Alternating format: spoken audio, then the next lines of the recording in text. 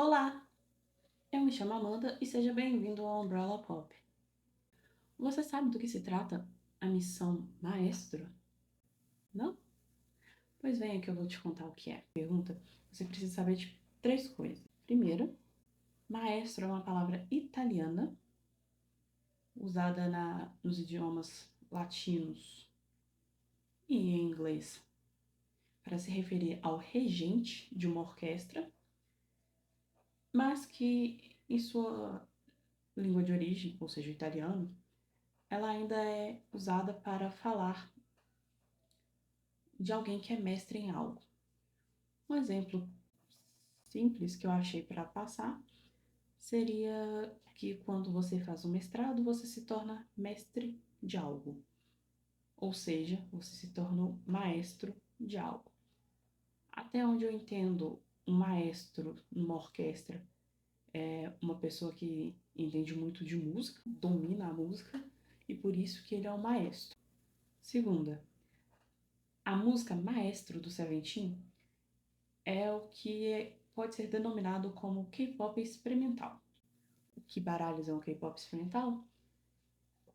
É um K-pop que mistura mais gêneros do que normalmente o K-pop mistura. Ele faz umas misturas mais cabulosas. Se você quiser mais exemplos disso, nós temos a música de debut do NMIXX e várias músicas do aespa, como Girls, Black Mamba, Next Level, e eu só me lembro dessas no momento, e existem outros exemplos. Já deixo claro que uma música não parece tanto assim com a outra, é igual K-pop. Você fala, K-pop é um gênero musical? Olha, tem K-pop baseado em bossa nova e tem K-pop baseado em rock. Tudo é K-pop. Não é igual. Isso me picou.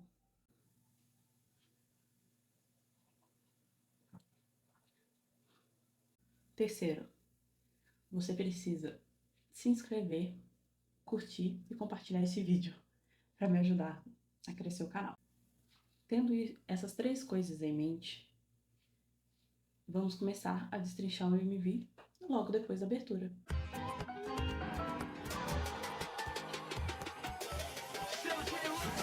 Logo de cara a gente começa vendo que os líderes de cada unit do Seventeen não está com sua respectiva unit. O Scopus, como é que fala? Deu branco de como é que fala o nome das pessoas. Tá do lado de fora do prédio em um carro, ele tá em cima do carro, mas ele ainda está no carro. O Uzi tá em cima do prédio tocando piano. E o Roshi foi subjugado, pelo que ao longo do MV você consegue pressupor que sejam robôs. O Uzi e o Roshi, em especial, eles foram substituídos. O Uzi foi substituído por um braço robótico e o Roshi foi substituído por uma inteligência artificial. Uma inteligência que já tá dando sinais de que não tá funcionando direito. Ela já tá dando glitch, já tá dando erro. E nesse momento é interessante você reparar que como o mundo é desprovido de cor. Todas as cores são bem escuras, exceto quando a gente tá falando de hologramas e propagandas. Nesse mundo é tudo preto ou de cor bem intensa e escura e você tem dificuldade de enxergar. E isso dá destaque aos glitches, aos erros. Do lado de fora nós temos um monumento, um prédio, uma construção no formato de um metrômetro e a agulha dele tá parada. O que é muito bom, porque um metrômetro daquele tamanho, se estivesse com a agulha mexendo, causaria um certo caos na cidade, no melhor dos casos. Mas isso tem a ver com a mensagem que o Seventeen tá passando. Então, a gente volta para isso depois. Voltemos pro Uzi, no topo do prédio. Ele está lá lindamente tocando seu pianinho. E quando ele dá o sinal, ele toca uma nota mais... Duas coisas acontecem. Primeiro, os vidros quebram e você consegue ver um escape de cor, um vermelho, dando uma diferenciada já. E você vê pelas cenas anteriores que não tinha esse vermelho lá, então sim, esse vermelho é provocado pelo Uzi. E a segunda coisa é que esse serve como um alerta por Scopus para ele começar o ataque dele, a invasão dele. Porque o nosso bebê Scopus, nosso bebê não, né? Porque Scopus é Daddy. O nosso Daddy Scopus, ele simplesmente invade o prédio com um carro. Parece se eu algum dia tirar a carteira de motorista. Interessante reparar que na placa do carro tá escrito maestro, ou quase. e que, de forma magistral, satisfazendo um toque que eu não tenho, o Escopus consegue invadir o prédio no final de 17 right here. 17 está aqui.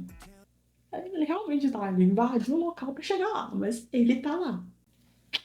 O Mingyu, ele tá num mixer de áudio gigante. A alavanca do mixer em que ele está no prezado momento tá parado, o que é bom pra ele, porque provavelmente ele não vai ter que se preocupar em ter enjoo. Tá parado, enquanto que as outras ao redor dele tá mexendo. Isso também está atrelado à mensagem. O Mingyu parado na alavanca do mixer mostra como que o processo feito por humanos é mais demorado, enquanto que o feito por inteligências artificiais e robôs podem ser bem mais rápidos. A gente troca para os grupos dançando no botão de play, com o botão de avançar e retroceder ao lado dele. Pouco depois disso, você vê que ele está no final de uma fila composta por robôs. E a gente tende a pensar que quem está no final da fila está em desvantagem. Na verdade, normalmente está em desvantagem, só em algumas poucas histórias que não está. Mas nessa fila, enquanto ele dança, você pode reparar que os robôs estão atrasados com relação a ele. E isso faz com que o Escopus assuma a frente da fila, assuma a liderança, enquanto que os robôs continuam só imitando. Joshua recria a criação de Adão feito por Michelangelo no teto da Capela Sistina. Nessa recriação de Joshua, Deus foi substituído por um braço de um robô. Existem algumas formas de se interpretar isso. As duas formas que eu, Amanda, mais levo em consideração seria os robôs e inteligências artificiais assumindo o posto de Deus, ou as inteligências artificiais e robôs assumindo o papel de perfeição. E esse momento me fez lembrar do meu professor de artes, porque eu já tive uma aula disso no colégio. Me arrependo muito de não ter sido uma melhor aluna. Gostaria de ter entendido mais a respeito, mas sabe como é, né? Mas eu lembro do meu professor falando que essa pintura era uma forma do Michelangelo protestar contra a igreja.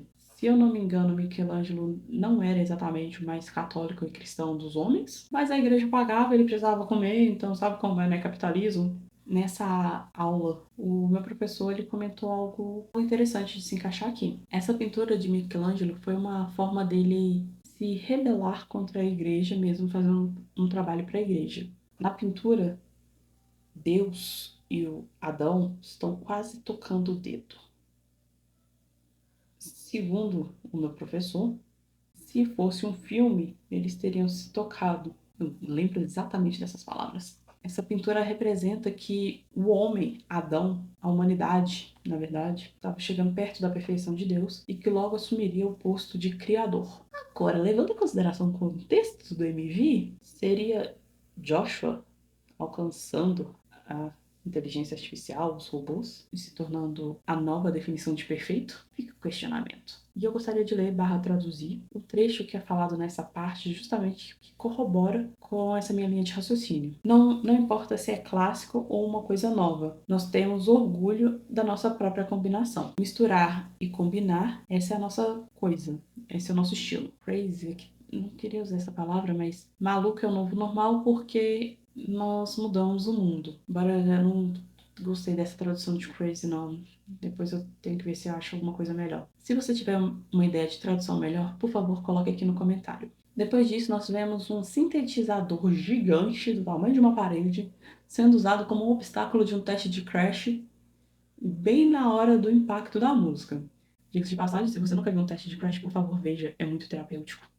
Enquanto que em menor escala nós temos o Vernon, espero ter falado certo, porque normalmente eu não tenho dicção para falar o nome dele, está com um sintetizador menor e controlando, mostrando que, sim, as máquinas podem ser maiores e mais robustas, mas o ser humano é capaz de controlá-la. Depois a gente tem o Uzi vendo uma coisa que na verdade é uma junção de vários instrumentos, que novamente pode sim representar o quão mais fácil ficou de fazer uma música de quanto menos pessoas você precisa para fazer uma música. E na verdade, assim, talvez não seja música, seja arte como uma forma geral, mas como Seventeen é um grupo de idols, vou continuar falando como se fosse só de música. Mas, ao mesmo tempo, atrás desse instrumento bizarro, tem um efeito de turbulência que mostra que a máquina ainda não está perfeita, ainda está faltando alguma coisa, ainda está limitada. Talvez sempre será limitada. Depois disso, nós temos alguns robôs imitando o Decay, que num primeiro momento não dá para perceber onde ele tá. Ele parece estar no centro de um filtro de microfone, com os robôs imitando ele, ainda com um certo delay, um certo atraso, até que esse filtro de microfone todo bonitinho e iluminado se transforma em um alvo no olho do Decay. Você pode entender que os robôs estão mirando no Decay para conseguir algo dele, eles estão com o Decay na mira, e se você quiser interpretar que a mira está saindo do Decay, você pode interpretar que o Decay está pronto para o ataque, para mostrar do que ele veio pro jogo. Darcy Campos destruiu o prédio com um carro, o outro destruiu com um piano, agora é a vez do Decay. E nós temos o primeiro... Então nós temos o primeiro day... Bom dia. Então, nós temos o primeiro dance break do Seventeen. A dupla que edita esse vídeo e que editou God of Music, eles gostam de usar movimentos de câmeras e zoom para enfatizar movimentos da coreografia, que era uma coisa bem normal no K-pop até a guerrilha do 80s, mas que depois foi sumindo aos poucos. Pode ser que esses movimentos tenham sido só para enfatizar realmente a coreografia. Mas dado o contexto da música, dada a letra, dado o contexto da humanidade, podemos sim fazer uma conjectura aqui de que o movimento da câmera é o maestro regendo a coreografia do Seventeen.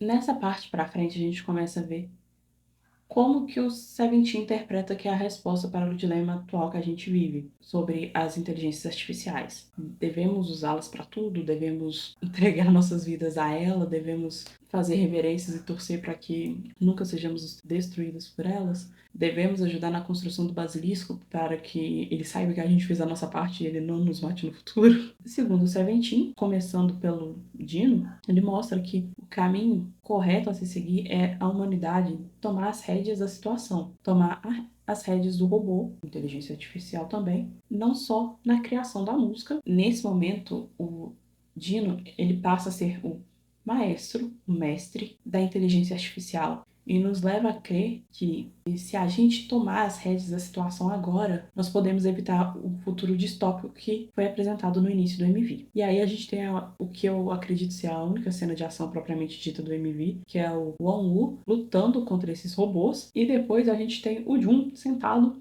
com os restos desses robôs ao redor dele. Já na parte do Jonghan, a minha teoria sobre o movimento da câmera ser o maestro, ser o regente, toma um pouquinho mais de força, porque agora a gente realmente está vendo uma mão tentando controlar a situação. Só que não tá dando certo. Tem um aviso lá de cuidado.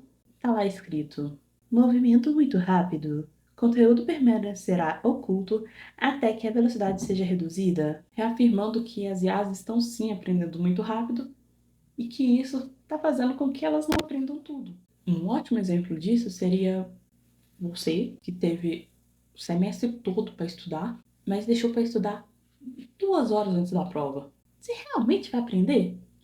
O máximo que vai acontecer é você decorar para aquela prova. Máximo que vai acontecer é você decorar para aquela prova. E assim que acabou a prova, você já esqueceu de tudo. As pessoas acham que o cérebro da IA é melhor do que isso. Mas como alguém da área de exatas, como engenheiro, eu te garanto que não é tão melhor assim não, viu? As IAs, elas aprendem o que a gente ensina para elas. Enquanto o chat GPT-3 tinha limitações, o pessoal simplesmente foi lá e fez um chat que simula o chat GPT falando coisas do mundo. Então, sim, tem gente ensinando merda pra inteligência artificial em vez de estar ensinando coisas que deveriam ser ensinadas. Nessa mesma cena, a gente tá tendo um dance break do Seventeen.